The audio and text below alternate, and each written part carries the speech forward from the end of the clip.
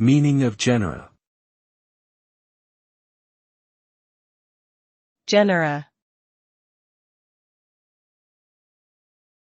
Genera. Genera. Genera.